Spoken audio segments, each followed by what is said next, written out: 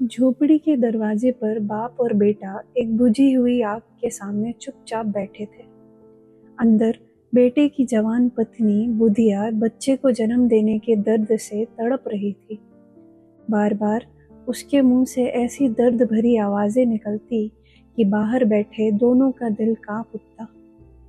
ठंड की रात थी, चारों ओर सन्नाटा था, पूरा गांव अंधेरे में डूबा हुआ था। बाप ने कहा, लगता है अब नहीं बचेगी।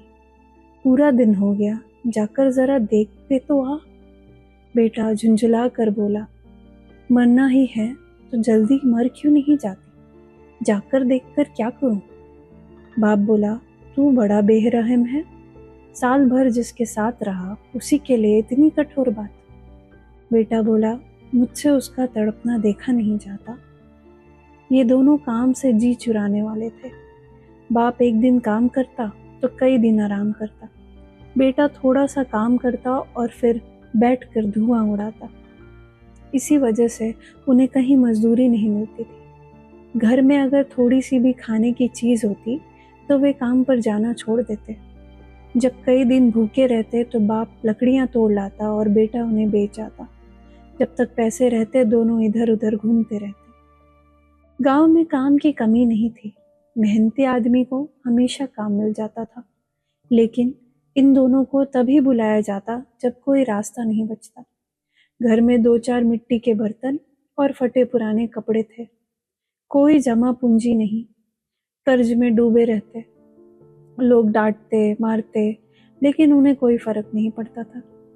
कभी दूसरे के खेतों में सब्जी या आलू ले आते, भून कर खा लेते। कभी गन्ना उखाड़ लाते और रात में चूसते। बाप ने इसी तरह जिंदगी काट दी थी और बेटा भी उसी रास्ते पर चल रहा था। आज भी दोनों के आग के सामने बैठे चोरी से लाए आलू ही भून रहे थे। बाप की पत्नी बहुत पहले मर चुकी थी। बेटे की शादी पिछले साल हुई थी। जब से बुधिया इस घर में आई थी, उसने घर को संभालने की कोशिश की थी। वह दोनों को काम के लिए कहती, डांटती, समझाती रहती थी। लेकिन आज वही बुधिया अंदर दर्द से मर रही थी और ये दोनों बाहर बैठे आलू खा रहे थे। बाप ने आलू छीलते हुए कहा, जाकर देख तो उसकी हालत कैसी है। बेटा बोला, मुझे अंदर जाने से डर लगता है। डर किस बात का, तुम ही जाकर देख लो।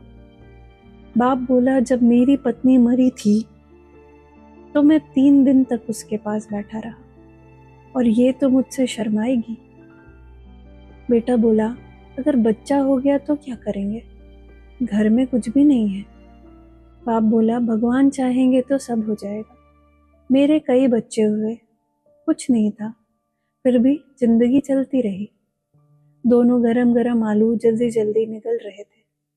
जबान जल जाती, आंखों से आंसू निकल आते, फिर भी खाते जाते। बाप को बहुत साल पहले एक बड़ा भोज याद आ गया। उसने बताया कि कैसे भरपेट पूरियां, घी, सब्जी और मिठाई खाई थी। बेटा बोला, अब हमें कोई ऐसे खाना नहीं खिलाता। बाप बोला, अब लोग खर्च नहीं करते। आलू खाकर दोनों आग के पास लेट गए और सो गए। अंदर बुधिया अभी भी कराह रही थी।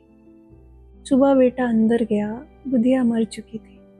शरीर ठंडा था, मुंह पर मक्खियां बैठी थी। पेट में बच्चा भी मर गया था। बेटा दौड़कर बाहर आया, दोनों जोर जोर से रोने लगे। पड़ोसी आए और समझाने लगे। अब अंतिम काम की चिंता थी। घर में पैसे बिल्कुल नहीं थे। दोनों गांव के बड़े आदमी के पास गए।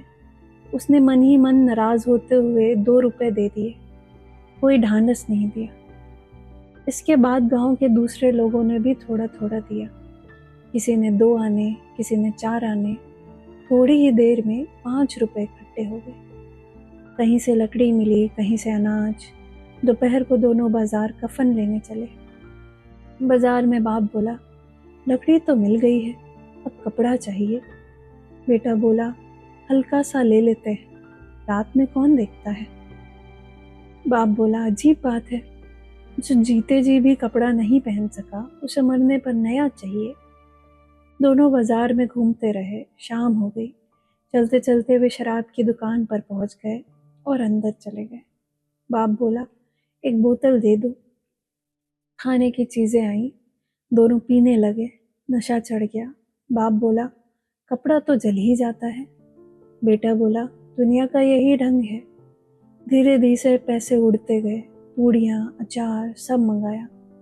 दोनों ऐसे खा रहे थे जैसे उन्हें किसी बात का डर ना हो। बाप बोला, अगर मन खुश है तो यह भी पुण्य होगा। बेटे ने ऊपर देखकर कहा, भगवान उसे स्वर्ग देना। बेटे को चिंता हुई, अगर वे पूछे कि उसे कपड़ा क्यों नहीं दिया। बाप हंसा, कह देंगे पैसे खो गए, लोग फिर दे देंगे। रात गहरी होती गई। शराब की दुकान में शोर था, गाना था। बेटे ने बचा हुआ खाना एक भिखारी को दे दिया। उसे पहली बार किसी को कुछ देने की खुशी मिली। बाप बोला, आशीर्वाद दे। फिर बेटा अचानक रोने लगा। बेचारी ने बहुत दुख झेला। बाप बोला, रो मत, वह दुख से मुक्त हो गई है। दोनों गाने लगे, नाचने लगे, हंसते रहे और अंत में नशे में वहीं गिर पड़े। इसके बाद प्रेमचंद इस कहानी को यहीं रोक देते हैं। अगर आपको यह कहानी पसंद आई हो तो हमारे चैनल को सब्सक्राइब करिए। शुभ रात्रि। धन्यवाद।